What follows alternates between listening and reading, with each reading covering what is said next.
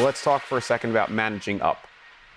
And one of the conversations, again, that I have with more of the senior level folks within our community are around advice and lessons and strategies for conveying to the CMO, the CEO, the board, the power of what you're doing, especially when you're talking about marketing during a pandemic or during uncertain financial economic times.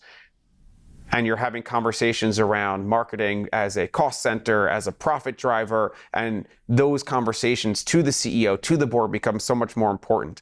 How do you convey the power of your work when you're talking to the higher ups? Data is key, right? It's obviously you've got a story to tell, and then telling it as a story is the most impactful way that you're going to get a message across.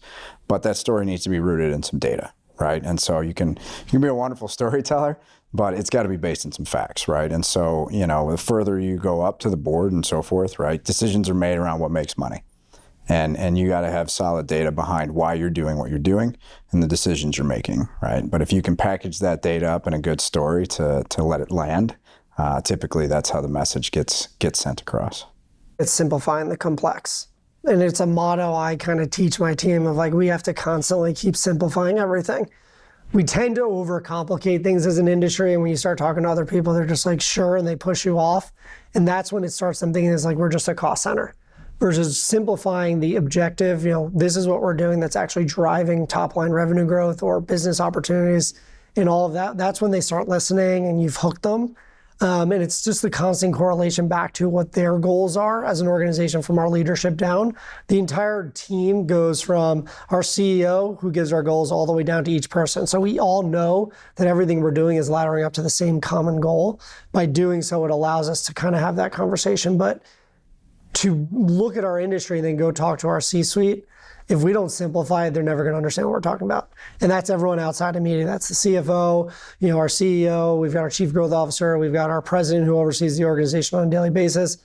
Keep it simple and make sure that they understand exactly what we're trying to portray as it correlates back to their goals. So managing up is very much a key part of it. And I think I think probably a lot of leaders have gotten to where they are because they are good at managing up. It's a key skill set that I think I certainly developed it early, and I think I've seen a lot of other people that did that.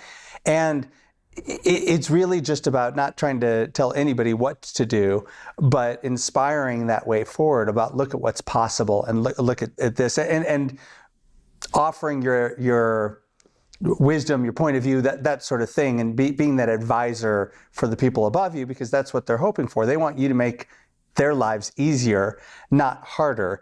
And certainly when it comes to innovation, a lot of times if we're saying, hey, the way we've been doing it, that's not working anymore, we need to do it this way.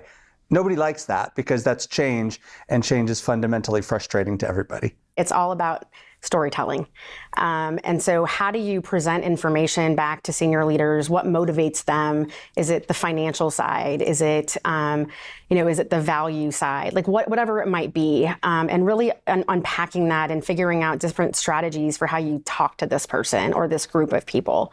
Some of the things that have been really successful in my career is, bringing in outside thought leaders to these groups to be able to help them kind of talk about what's happening in the industry, what's happening with their clients, bringing in examples, right, of other organizations in the same categories that we play in, so that you can bring that believability factor, right? And then I think it's also about building community, with kind of the other reports of those senior leaders, because if you can get them on board with your message and what you're trying to drive, then they become those advocates, right? And then it makes it a lot easier when you're bringing a business case back up to say, okay, I've got all these people aligned that this is the right approach, the right strategy. We've figured out how we're going to do it. Now we just need your green light to go off and make it happen, right? So I think you've got to bring people along for the journey, because when they're not there, they feel like they're being left out. Or that their voice wasn't heard. So I think it's a big collaboration exercise, and it might not go as fast as you want it to, but I think in the end, you will kind of prevail, but you've got to keep trying if you're hitting walls here and there. Number one, always make your objective and your priority known for what you're doing. And the objective and the priority, if you are very clear about that from day one, you kind of set the expectation. So that's part one. Part two is know your audience, right? We all know that the CMO and the CFO maybe aren't going to respond to the same thing. You need to influence people the same way you would in any other situation to get them respectfully where you want them to go, but help them to see what it can do for them. And at the end of the day, that's really what our job is. It's to explain exactly as you said, marketing is a profit center, but we also have a responsibility as a brand. One of the things that my team always says is as marketers, there's so many priorities and we actually have to do all of them. Right? You need to build the brand. You need to build the business. You need to build the customer base. You have to do all of those things. And different people in your leadership team, they weigh those things differently. And it's your job to show how everything you're doing helps them all work. Typically, because marketers are not able to justify this ROIs, they tend to be a little secretive and not let in the other C-suite executives come in. What I found is when you start involving your C-suite colleagues into your activities of marketing, firstly, they find it pretty fascinating. Secondly, they will also realize how difficult your job is. And they'll have a newfound appreciation for what you're accomplishing because they now have a better understanding of the challenges that you have to deal with at the ground level. Because some of the CFOs in other companies, I have heard them say that, oh, what's the big deal? All you have to do is give a brief to the agency and the agency will give the ad. So what is my CMO or my marketing department doing? Nothing. That is a sad state of perception. That's not how it has to be. So the key thing is reach out, involve them into your business, which is into the business of marketing. I'm in a unique position at General Mills because a recession actually encourages people to eat at home more. But everyone has business cycle challenges, and I absolutely will be on the flip side of that. And it can look like a marketing budget is pretty big and easy to cut. And I think what I am trying to reinforce, and again, I'm lucky because General Mills is very much a brand-based company, is helping people to understand that it is an investment in the downturn that is going to build the long-term value of your brands more than anything else. And that taking your foot off the gas can have compounding effects that are quite expensive to overcome in the future. And so again, putting it in those financial terms, like, yes, you could do that right now, but it is actually going to cost you more money in the long term.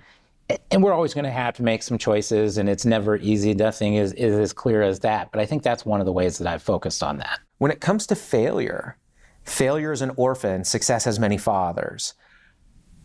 I adopt failure. I love failure. We've spoken before. If you've ever heard me speak, I talk about failure all the time. Failure is an essential piece of your business.